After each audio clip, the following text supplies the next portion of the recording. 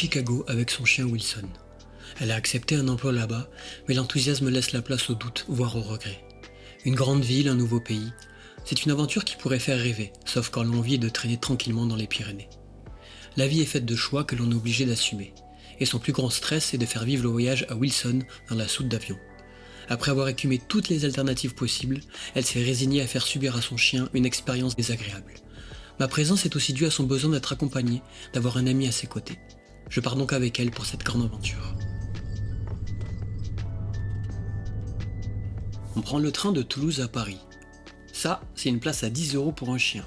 En gros, rien d'attitré, il faut le mettre là où il y a de la place, comme une simple valise.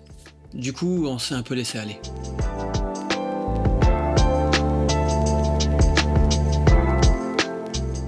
Après une nuit d'hôtel, l'épreuve la plus dure, mettre Wilson dans sa cage pour l'avion. Un moment dur et long, un vol interminable. Il sera resté pas loin de 11 heures dans sa cage, une éternité. On le récupère stressé, mais heureux de voir sa maman et son tonton. Arrivé aux États-Unis après 2h30 de douane, on récupère la voiture de location et on file 2 nuits dans le nouvel appart d'Opal, dans une ville située dans la périphérie de Chicago. Un décalage horaire de 7 heures et un nouveau code de la route à dompter. Par exemple, lors d'un croisement avec plusieurs stops, c'est la première voiture arrivée au stop qui passe.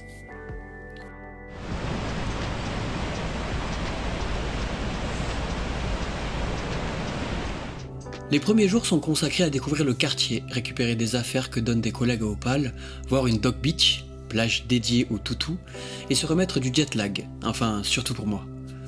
La dog beach est le paradis des interactions pour Monsieur Wilson.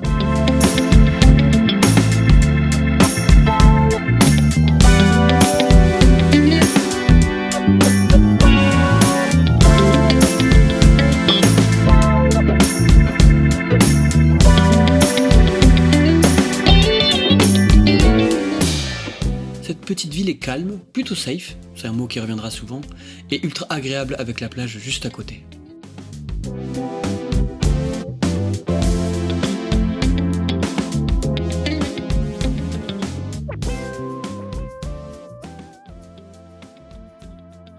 On prend une journée pour aller voir des parcs aux alentours, presque 2 heures quand même.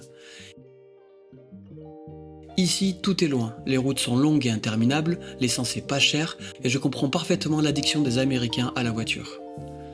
Opal et moi sommes habitués des marches en montagne dans les Pyrénées, donc devant ces parcs extrêmement aménagés, on déchante dans un premier temps, mais ça a le mérite d'exister alors on en profite quand même.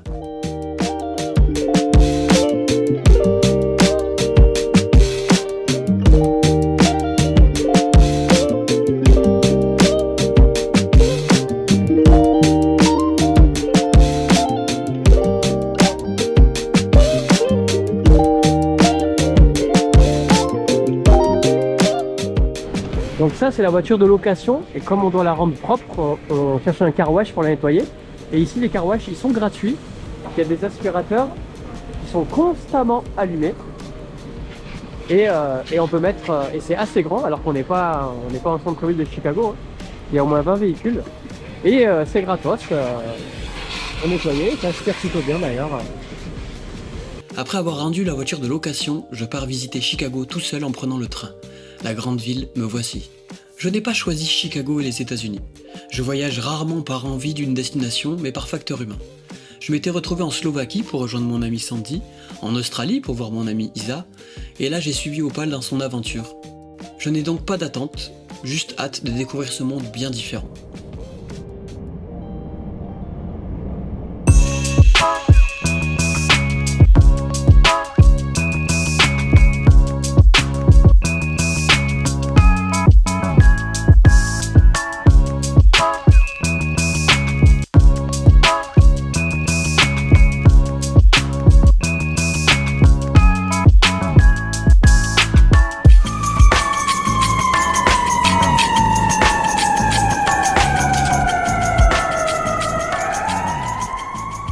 Démesure.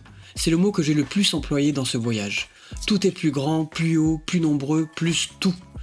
Je me sens minuscule à marcher au milieu de ces tours qui flirtent avec le ciel. La densité est tellement forte.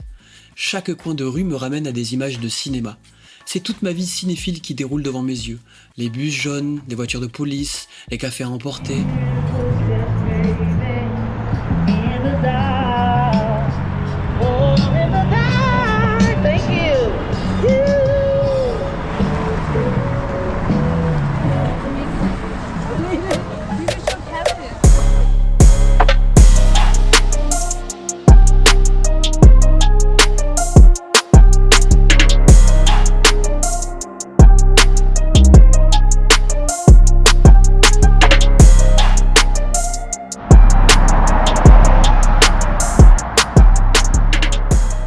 J'observe une consommation décomplexée. Le greenwashing n'est pas encore arrivé ici. Les gens utilisent énormément leur voiture dû à la grande taille du pays. Ils mangent beaucoup, il y a des fast-foods à chaque coin de rue, et les cafés ou les sodas sont consommés dans des quantités incroyables. Tout comme ce drapeau américain flottant à chaque coin de rue, ils érigent de manière très visible leur mode de vie. C'est différent de mon monde, mais c'est pas mieux, c'est pas pire, c'est juste différent.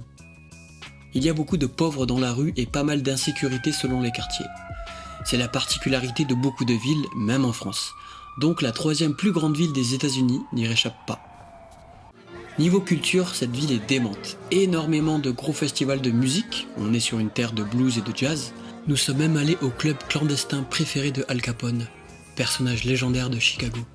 Plein de musées, des clubs avec des petits concerts partout, des restaurants proposant la fameuse deep dish, une pizza très profonde.